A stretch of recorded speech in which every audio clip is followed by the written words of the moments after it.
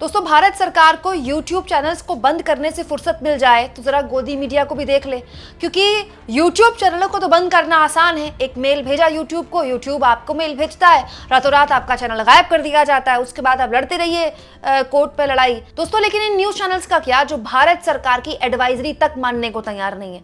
कुछ दिन पहले मैंने आपको सबसे पहले खबर दिखाई थी, भारत सरकार का सूचना और प्रसारण मंत्रालय उसने एक एडवाइजरी जारी की थी सारे न्यूज चैनल्स के लिए। बेसिकली तो उसको एडवाइजरी जारी करने की जरूरत भी नहीं पड़नी चाहिए थी, क्योंकि सारे जितने भी संपादक और चैनल के मालिक हैं उनको मुंह जुबानी ये बात पता है कि जब देश में कोई आतंकी हमला होता है तो इस तरह के किसी भी ऑपरेशन की लाइव जानकारी नहीं दी जाती कि यहां लाइव ऑपरेशन चल रहा है, ये देखिए लाइव फोटो, लाइव एनकाउंटर चल रहा है, ये देखिए लाइव वीडियो।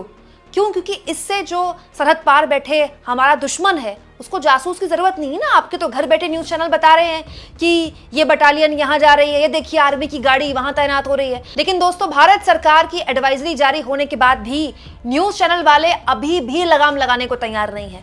भारत सरकार एडवाइजरी जारी कर रही है, चित्रा त्रिपाठी कुछ और कह रही है। भारत सरकार एडवाइजरी जारी कर रही है, आज तक कुछ और कर रहा है। भारत सरकार एडवाइजरी जारी कर रही है, अर्नब गोस्वामी का चैनल और अंबानी का चैनल न्यूज 18 को चेहरा है। मैं तो ये सोच रही हूँ दोस्तों कि यूट्यूब चैनल को बंद कराने में जितना जोर भारत सरकार का है, टीवी चैनल्स पर थोड़ी लगाम लगा लें, क्योंकि देश में अभी जो बहुताया देखा जाता है वो टीवी देखा जाता है। दोस्तों, भारत सरकार ने कहा था कि इस पूरे के पूरे मामले में जिस तरह से जांच आगे बढ़ रही है, इस बात का ध्यान रखा जाए कि कोई भी लाइव जानकारी ना दी जाए। लेकिन न्यूज चैनल है कि मानने को तैयार नहीं है। अब देखिए, मैं आपको कुछ वीडियोस दिखाती हूँ। जैसे ये वीडियो आप देखिए, ये न्यूज 18 इंडिया का वीडियो है, ठीक है, अंबानी के चैनल का।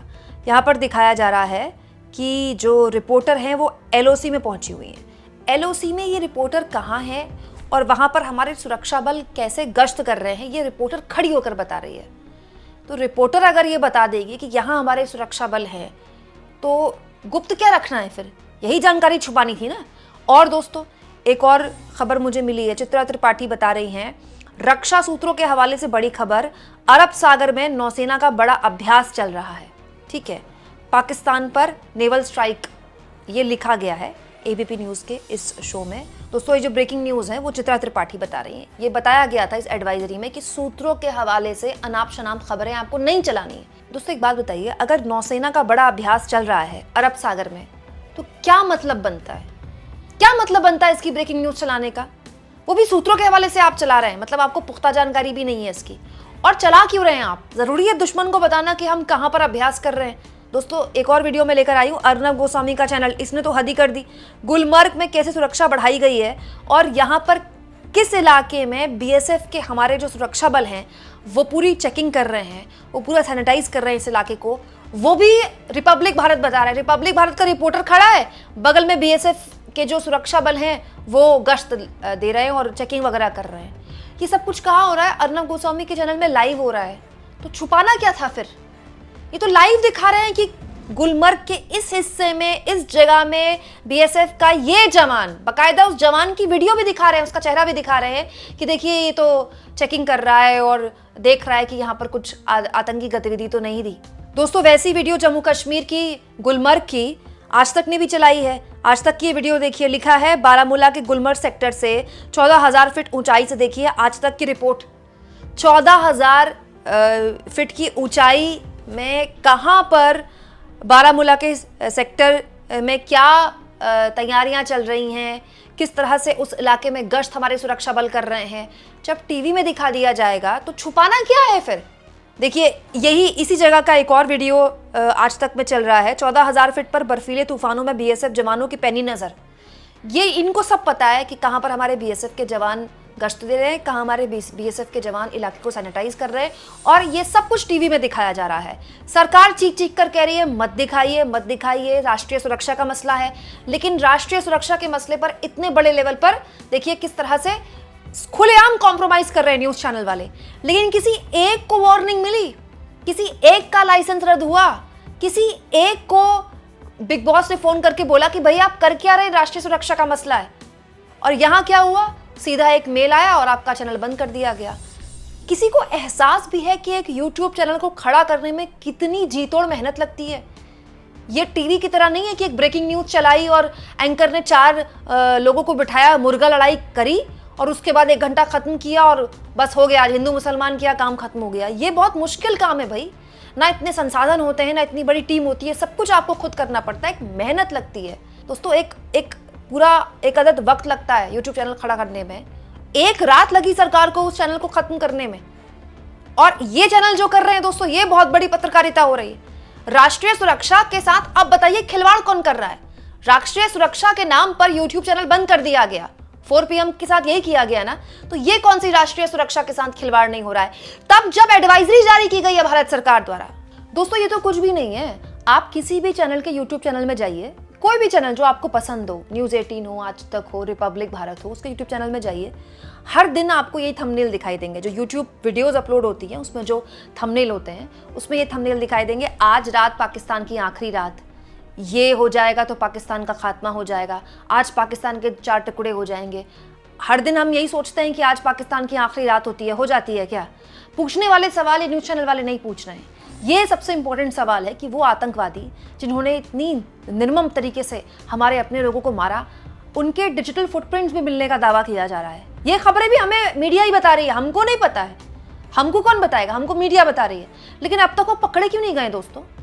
12 दिन बहुत बड़ा वक्त होता है, 12 डेज, 12 दिन हो गए हैं, लेकिन अब तक देश को ये जवाब नहीं मिला है कि वो आतंकवादी जिन्होंने इस आतंकी घटना को अंजाम दिया, उनको धरती खा गई या आसमान निकल गया। ये बात सही है कि जिस इलाके में वो छिपे हुए हैं वो बहुत ही ज्यादा घना जंगली इलाका है, जंगलों से घिरा हुआ है। और ये बात भी सही है कि वो जो लोग हैं वो आम आतंकवादी नहीं है, वो पाकिस्तान की सेना के ट्रेंड आतंकवादी हैं, जिनको इस तरह के ऑपरेशंस बाकायदा अंजाम देने के लिए ट्रेन किया जाता है। उनके पास बाकायदा पूरा साजो सामान है, वो लेकर चल रहे हैं वो। लेकिन फिर भी 12 दिन तो बहुत ज्यादा होते हैं। कोई पैरों से चल के तो पीओके नहीं पहुंच गए होंगे ना वो। तो अगर ये जानकारी है कि कहीं वो साउथ कश्मीर में ही छुपे हुए हैं, तो उनको कौन पनाह दे रहा है? और 12 दिन तक अभी तक हम उनको नहीं पकड़ पाए हैं, ये किसका फेलियर है? अभी तक हमें इस बात का जवाब नहीं मिला है दोस्तों कि ये आतंकी घटना हो कैसे गई, जब ये देश में नैरेटिव फैलाया जा रहा था कि धारा 370 हटने के बाद कश्मीर में सब कुछ सामान्य है, कश्मीर में सब कुछ बढ़िया हो गया है। ये बताया जा रहा था कि टूरिस्ट फ्रेंडली कश्मीर बना दिया गया है, कश्मीर में जो आतंकवाद है वो गुजरे जमाने की बात हो गई है, एकदम निश्चिंत हो गई सरकार। दोस्तों टूरिस्ट निश्चिंत हुआ, सरकार निश्चिंत हो गई। अभी तक हमें इस सवाल का जवाब नहीं मिला है कि उस जगह में जहां पर इतने सारे टूरिस्ट रोज आते हैं, उस जगह में कोई एक पुलिसकर्मी क्यों नहीं था? कई लोग जो मारे गए दोस्तों, वो गोली तो उनको लगी, अगर उनको वक्त में इलाज मिल जाता तो वो बच जाते। दोस्तों नेवी के लेफ्टिनेंट विनय नरवाल, उनकी बहन ने चीख कर हरियाणा के मुख्यमंत्री के सामने यही बोला कि 1.5 घंटे तक उनका भाई तड़पता रहा, अगर मदद मिलती तो वो बच जाते। दोस्तों न केवल मदद मिलने में देरी हुई, बल्कि कोई सुरक्षा वहां पर नहीं थी। इसका जवाब अब तक देश को नहीं मिला है। लेकिन भारत सरकार की एडवाइजरी का खुला उल्लंघन कौन कर रहा है? गोदी चैनल्स कर रहे हैं। और सजा कौन भुगत रहा है? यूट्यूब चैनल भुगत रहे हैं। दोस्तों हम भी सरकार से सवाल पूछेंगे, क्योंकि हम इस देश के जिम्मेदार नागरिक और पत्रकार हैं।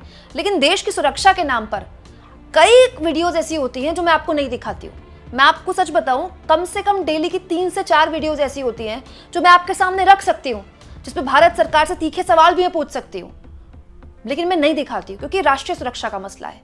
हम सरकार से सवाल पूछेंगे, बिल्कुल पूछेंगे, हम उनसे हिसाब भी लेंगे, बिल्कुल लेंगे, लेकिन ये वक्त आपस में लड़ने का नहीं है, ये वक्त एक होने का है। इसीलिए मैं भारत सरकार की इस एडवाइजरी का सम्मान करती हूँ, क्योंकि वो हम सबके लिए, सारे मीडिया पर्सनल के लिए था। लेकिन ये जिम्मेदारी केवल यूट्यूबर्स की है क्या? असली जो व्यूअरशिप बटोर रहे हैं, टीआरपी बटोर रहे हैं भर भर कर, झोला भर भर के, वो तो टीवी वाले बटोर रहे हैं, उनको तो कोई देखने सुनने वाला नहीं है। दोस्तों आप इस मुद्दे पर क्या सोचते हैं?